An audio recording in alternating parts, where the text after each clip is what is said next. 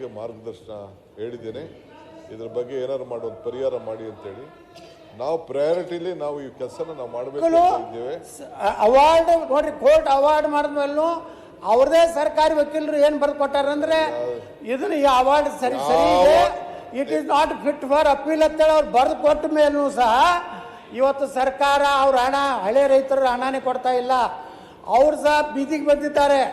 ಯಾವ ನಾರಾಯಣಪುರದಿಂದ ಹಿಡಿದು ನಾ ಹೇಳುದೇನಂದ್ರೆ ಅಧ್ಯಕ್ಷರೇ, ಹಳೆಯ ರೈತರದೇನು ಭೂಮಿದು ಹಣ ತಕ್ಷಣ ಬಿಡುಗಡೆ ಮಾಡಿ ಮಾನ್ಯ ಉಪಮುಖ್ಯಮಂತ್ರಿಗಳು ಹೇಳ್ದಂಗೆ 59,000 ಪ್ರಕರಣಗಳೇನಿವೆ. 10 ಲಕ್ಷ ಭೂಮಿ ಬೆಲೆ ಇದ್ರೆ 10 ಕೋಟಿ ಅವಾರ್ಡ್ ಮಾಡವ್ರೆ. ಹಂಗಂತ ಅನ್ಬಿಟ್ಟು ನಮ್ಮ ಆಫೀಸರ್ಸು ನಮ್ಮ ವಕೀಲರು ಯಾವನ ಅಡ್ಜಸ್ಟ್ಮೆಂಟ್ ಮಾಡ್ಕೊಬಿಟ್ಟು ಅಂತ ಅನ್ಬಿಟ್ಟು ನಾನು ಕೊಡಕ್ಕಂತೂ ತಯಾರಿಲ್ಲ. ಇದು ಸಾಧ್ಯ ಇಲ್ಲ, ಯಾವ ಸರ್ಕಾರ ಕೊಡಕ್ಕೂ ಸಾಧ್ಯ ಇಲ್ಲ.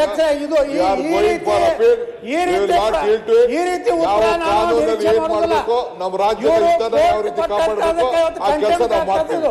ನಾನು ಈ ಅಪೀಲ್ ಆರ್ಡರ್ಗೆಲ್ಲ ನಾನು ಕೋರ್ಟ್ ಹೇಳಿದಕ್ಕೆ ಇವರು ಒಂದ್ ರೀತಿ ಇದಕ್ಕೆ ಯಾವ ನ್ಯಾಯಾಲಯದ ಆದೇಶವನ್ನು ಸಹ ಇವತ್ತು ಪರಿಗಣಿಸದೆ ಇಂಥ ಸದನ ಸಮಿತಿ ಸದನದಲ್ಲಿ ಈ ರೀತಿ ಉತ್ತರ ಕೊಟ್ಟು ರೈತರಿಗೆ ಸಿಗಬೇಕಾದಂಥ ನ್ಯಾಯ ಕೊಡ್ತಾ ಇಲ್ಲ ಅಧ್ಯಕ್ಷರೇ. ಅದಕ್ಕೆ ಹೊಸದಾಗಿ ನೀವೇನು ಮಾನ್ಯ ಮುಖ್ಯಮಂತ್ರಿಗಳು ಘೋಷಣೆ ಮಾಡಿದ್ರಲ್ಲ, ಅದನ್ನು 8 ದಿವಸನಾಗಿ ಎಲ್ಲ ರೈತರಿಗೆ ಪರಿಹಾರ ಕೊಡ್ತೀರ ಅನ್ನೋಂಥದ್ದನ್ನ ಮಾನ್ಯ ಸಚಿವರು ಹೇಳ್ಬೇಕಂತ ನಾವು ವಿನಂತಿ ಮಾಡ್ತೀವಿ. ಮಾನ್ಯ ಅಧ್ಯಕ್ಷರೇ, ಮಾನ್ಯ ಮಂತ್ರಿಗಳು ಮಾತಾಡ್ತಾ ಹೇಳಿದ್ರು ಕೇಂದ್ರ ಸರ್ಕಾರ ನೋಟಿಫೈ ಮಾಡಿಲ್ಲ ಅಂತ ಹೇಳಿ.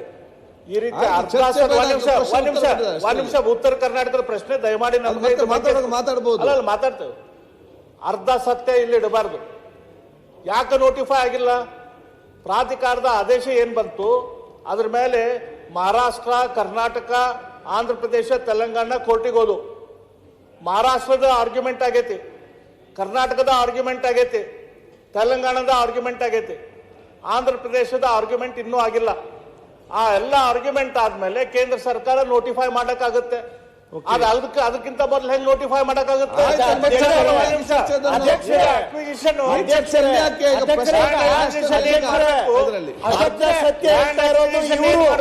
ಅರ್ಧ ಸತ್ಯ ಹೇಳ್ತಾರೆ.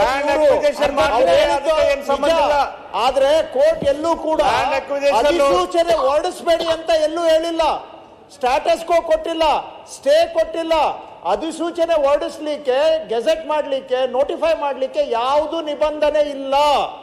ಆರ್ಗ್ಯುಮೆಂಟ್ ಮಾಡಿದೆ argument. However the award can be is fit to be notified.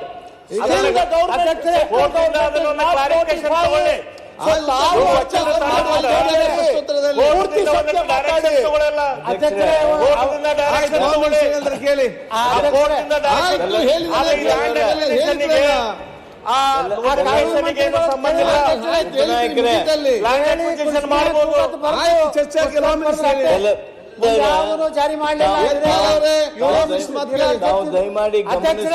ನನ್ನ ಮಾತು